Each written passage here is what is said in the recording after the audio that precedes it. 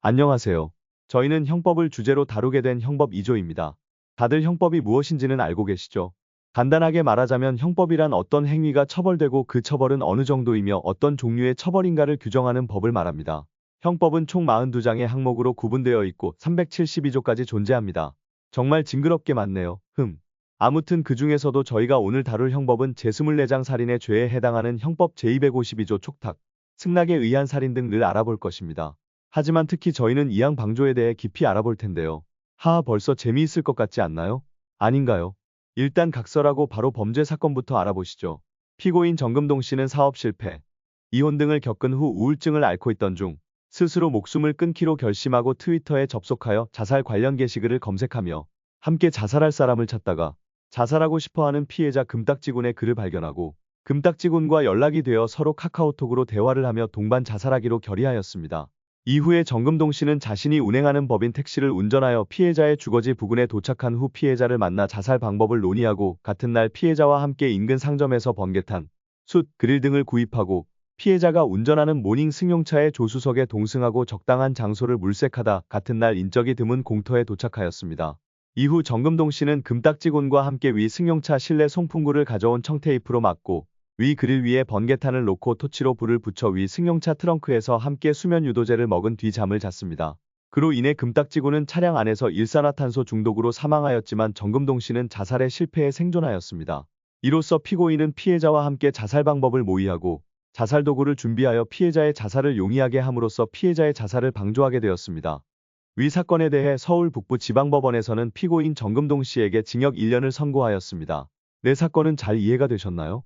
간단하게 정리하자면 우울증을 앓던 정금동 씨는 전부터 자살을 생각하고 있던 금딱지군을 만나 동반 자살을 계획하고 실행했으나 금딱지군만 사망하게 되었고 형법 제252조에 의거해 자살의 방조라는 죄를 짓게 되어 처벌받게 된 것입니다. 정금동 씨가 위법한 내용은 이렇습니다. 형법 제252조 촉탁 승낙에 의한 살인 등 사람의 촉탁이나 승낙을 받아 그를 살해한 자는 1년 이상 10년 이하의 징역에 처한다. 사람을 교사하거나 방조하여 자살하게 한 자도 제1항의 형에 처한다. 그렇다면 여러분 방조가 뭘까요? 방조란 사전적 의미로는 남을 도와준다.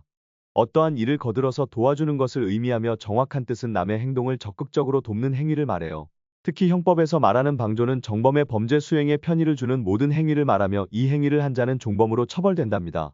정범에게 범죄에 대한 조언 및 격려하는 것, 범행 도구 대여 및 구입을 해주는 것, 범행 장소 및 자금을 제공해주는 것, 범행을 위해 망을 봐주는 것 모두 방조에 해당해요. 방조 행위는 크게 세 가지로 정신적 방조, 물질적 방조, 부작위의 방조가 있는데요. 정신적 방조, 조언, 격려, 충고, 정보 제공, 작물 처분, 알리바이 증명의 약속. 물질적 방조, 범행 도구에 대여, 범죄 장소의 제공, 범죄 자금의 제공.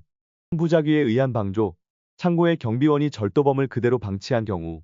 그렇다면 다시 위 사건으로 돌아가 정금동 씨가 자살의 방조를 저지른 부분이 어디인지 확인해 봅시다. 1.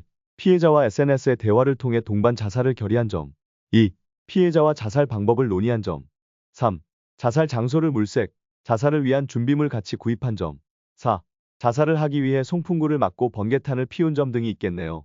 피고인 정금동 씨가 저지른 방조 행위는 위 세 가지 방조 행위 중 어디에 해당하는지 여러분이 한번 생각해 보아요. 그런데 여러분 방조에는 자살의 방조만이 있는 것이 아니랍니다. 잠시 형법 제32조를 봐볼까요? 제32조 종범 타인의 범죄를 방조한 자는 종범으로 처벌한다. 종범의 형은 정범의 형보다 감경한다. 위 형법 제32조의 1항에 의거해 방조죄는 단순히 범죄를 방조한 것으로 처벌받을 수 있습니다. 따라서 여러 방조죄가 존재할 수 있는 것이죠. 예컨대 사기방조죄, 살인방조죄, 음주운전방조죄, 도박방조죄처럼 말이에요. 이렇게 방조를 저지른 사람은 종범으로 처벌받는데요. 그렇다면 종범이 뭔지 알아야겠죠. 이를 보시면 종범은 공범의 일종입니다. 종범이란 타인의 범죄를 방조하는 자로서 방조의 뜻을 그대로 써서 방조범이라고도 해요. 정범은 형법에서 범죄 행위를 직접적으로 실행한 자를 의미해요. 정범에는 대개 직접정범, 간접정범, 공동정범 등이 포함되는데 단독정범은 자기의 범죄를 스스로 행하는 자이고 간접정범은 타인을 이용하여 자기의 범죄를 행하는 자이며 공동정범은 공동하여 죄를 범하는 경우라고 할 수 있답니다. 이상으로 오늘은 방조에 대해서 알아보았는데요.